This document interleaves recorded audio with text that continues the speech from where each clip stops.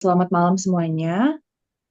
Pada kesempatan kali ini, kami dari kelompok POA 02 dari kelas AADA akan mempresentasikan hasil final project mata kuliah Production and Operation Analysis dengan studi kasus perusahaan La Familia Baik.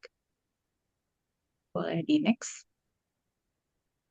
Jadi pada presentasi ini kami akan membahas beberapa analisis utama mulai dari forecasting demand, aggregate planning, MRP dan load sizing hingga operating scheduling. Di mana kami akan membahas pendahuluannya, kemudian landasan teori mengenai analisa-analisa tersebut hingga cara analisanya dan kemudian diakhiri dengan kesimpulan dan saran. Kemudian untuk latar belakang dari penelitian ini, itu adalah karena semakin kompetitifnya industri manufaktur sepeda, sehingga perusahaan membutuhkan sistem produksi yang efektif dan efisien. La Famiglia Bike perlu melakukan peramalan permintaan yang akurat, pengendalian permintaan. La Famiglia Bike perlu melakukan peramalan permintaan yang akurat, pengendalian persediaan, pengelolaan proses produksi, serta optimasi kapasitas dan tenaga kerja agar mampu memenuhi kebutuhan pasar. Maka berdasarkan kondisi tersebut, kelompok kami merumuskan beberapa permasalahan. Yang pertama, peramalan permintaan sepeda menggunakan metode kuantitatif. Lalu yang kedua, analisis struktur produk, alur produksi, dan agregat planning. Dan yang ketiga, penyusunan MRP dengan lead time, lot size, dan juga safety stock. Yang keempat, bagaimana strategi lot sizing yang efisien, yaitu dengan LUC dan juga Wagner-Wittin. Dan yang terakhir, bagaimana analisis Kanban, bottleneck proses, dan penjadwalan engineer.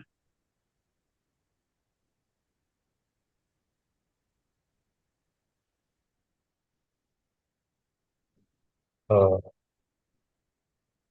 Baik untuk untuk yang selanjutnya, teori yang kami gunakan untuk penelitian ini yaitu yang pertama kami mulai dari forecasting yang digunakan untuk memprediksi permintaan di masa depan yang menggunakan dua metode yaitu metode time series dan hold method. Kemudian setelah itu juga menggunakan teori aggregate planning untuk merencanakan kapasitas produksi agar sesuai dengan kebutuhan permintaan.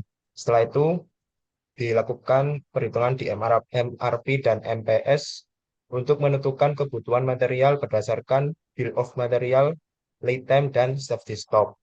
Setelah itu untuk eh, kapasitas penyimpanan digunakan teori lot sizing untuk menentukan jumlah pemesanan yang optimal. Kemudian Kanban dan just in time untuk meningkatkan efisiensi aliran material dan mengurangi pemborosan. Kemudian yang terakhir dia kami eh, menggunakan teori operation scheduling untuk mengatur jadwal mesin dan tenaga kerja agar proses produksi berjalan lebih efektif dan meminimalkan bottleneck. Lanjut. Dalam teori forecasting, kami menggunakan dua metode yaitu time series dan hold method yang digunakan untuk menganalisis pola tren dan musiman untuk time series. Sedangkan untuk hold method lebih fokus pada pola level dan tren berdasarkan hasil evaluasi menggunakan MAE, MSE, dan MAPE. Dari kedua teori ini dipilih metode hold karena menghasilkan tingkat error yang lebih kecil sehingga lebih akurat untuk digunakan. Next. Kemudian dari hasil perhitungan forecasting menunjukkan permintaan La Familia Bag selama tahun 2022 mengalami fluktuasi namun cenderung meningkat pada pertengahan akhir tahun. Permintaan tertinggi terjadi pada bulan Oktober. Perhitungan forecast ini digunakan sebagai dasar dalam menentukan kapasitas produksi dan kebutuhan persediaan. Kemudian untuk rata-rata eh, permintaan sepeda yaitu antara greenback dan yellowback. Untuk greenback sekitar 42.000 unit, sementara yellowback sekitar 41.500 unit per bulan. Dengan menggunakan forecasting, perusahaan dapat melakukan perencanaan produksi secara lebih tepat dan mengurangi resiko kekurangan maupun kelebihan stok. Selanjutnya,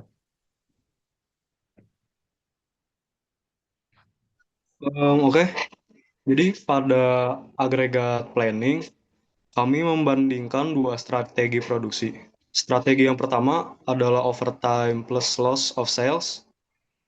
Strategi ini menggunakan lembur untuk memenuhi kenaikan permintaan.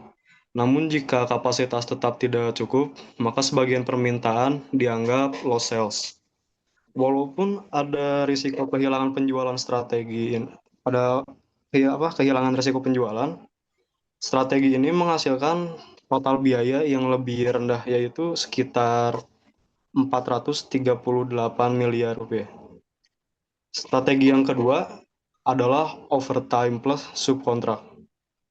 Pada strategi ini, perusahaan menggunakan lembur dan juga bantuan vendor subkontrak agar seluruh permintaan terpenuhi. Kelebihannya memang tidak ada loss sales, tetapi total biaya menjadi lebih tinggi, yaitu sekitar 471 miliar rupiah. Dari hasil analisis, strategi pertama lebih optimal karena mampu menghemat sekitar 32,7 miliar atau sekitar 6,9% dibanding strategi kedua. Next. Pada bagian MRP, kami menentukan beberapa parameter penting seperti lead time, on-hand inventory, safety lock, dan load size. Fungsi utama MRP adalah memastikan material tersedia tepat waktu sehingga produksi dapat berjalan lancar tanpa terjadi stock out maupun overstock. Kemudian untuk load sizing, kami membandingkan 3 metode. Metode pertama adalah load for load, yaitu pemesanan sesuai kebutuhan tiap periode. Metode ini sederhana, tetapi setup cost menjadi tinggi. Metode kedua adalah least unit cost atau LUC, yang mencoba menggabungkan beberapa periode untuk mendapatkan biaya per unit minimum. Sedangkan metode ketiga, yaitu Wagner-Wittin, menggunakan pendekatan dynamic programming untuk mencari solusi global optimum. Hasil akhirnya menunjukkan bahwa Wagner-Wittin menghasilkan total biaya persediaan paling efisien dibanding metode lainnya. Oke.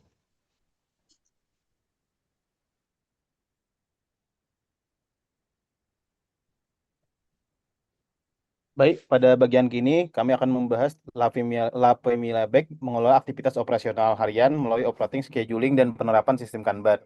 Fokus utama pada tahap ini adalah memastikan aliran produksi berjalan efisien, kapasitas produksi termanfaatkan secara optimal, serta tenaga kerja dan mesin dijadwalkan secara seimbang agar target produksi dapat tercapai.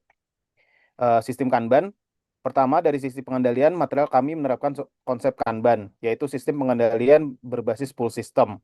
Artinya proses produksi berjalan berdasarkan kebutuhan aktual dan proses berikutnya, bukan berdasarkan produk berlebih tanpa permintaan. Keuntungan dari pendekatan ini adalah berkurangnya work in process inventory, minimnya pemborosan penyimpanan, serta meningkatkan kelancaran aliran material antar workstation.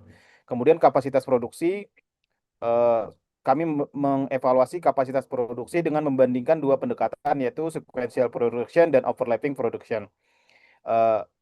Hasilnya menunjukkan bahwa overlapping production mampu meningkatkan kapasitas harian secara signifikan karena mengurangi waktu idle antara proses. Selain itu, pendekatan ini juga membantu mengidentifikasi workstation yang menjalani bottleneck agar dapat diberikan perhatian lebih dan peningkatan kapasitas. Kemudian dari sisi sumber daya manusia, kami melakukan optimasi kebutuhan engineer menggunakan software Linggo. Pola ini dipilih karena mampu menjaga keseimbangan distribusi beban kerja, mengurangi potensi kelelahan tenaga kerja, dan tetap memastikan kebutuhan operasional harian terpenuhi. Kemudian, selain tenaga kerja, penjadwalan mesin juga menjadi faktor penting dan operating scheduling. Dalam studi ini, mesin dijadwalkan beroperasi selama 480 jam per periode operasional, dengan fokus utama pada pengurangan idle time dan meminimalisasi waktu setup antar shift. Dengan penjadwalan yang baik, utilisasi mesin menjadi lebih optimal, throughput-nya meningkat, dan efisiensi operasional secara keseluruhan dapat ditingkatkan.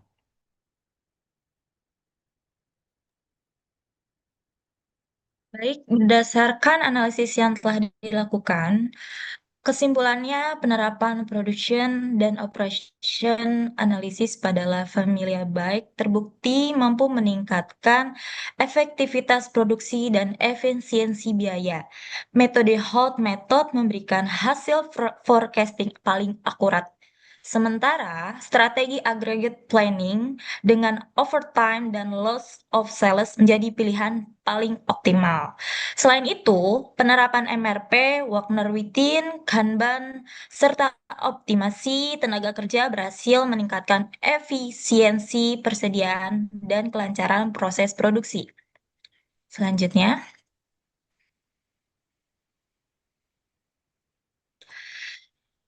sebagai saran, untuk kedepannya, perusahaan disarankan menggunakan hold method secara berkelanjutan, serta melakukan evaluasi kapasitas dan performa produksi secara berkala. Integritas MRP, Kanban, dan penjadwalan juga perlu ditingkatkan agar lebih responsif. Dengan penerapan strategi ini secara konsisten, perusahaan diharapkan dapat meningkatkan daya saing dan produktivitas secara optimal.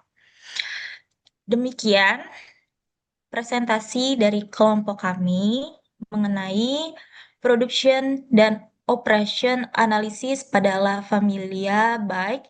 Semoga hasil analisis dan rekomendasi yang kami sampaikan dapat memberikan manfaat dan menambah pemahaman mengenai pentingnya perencanaan dan pengendalian produksi dalam meningkatkan efisiensi operasional perusahaan. Sekian dari kami, mohon maaf apabila ada kekurangannya. Terima kasih, selamat malam, selamat siang, selamat sore.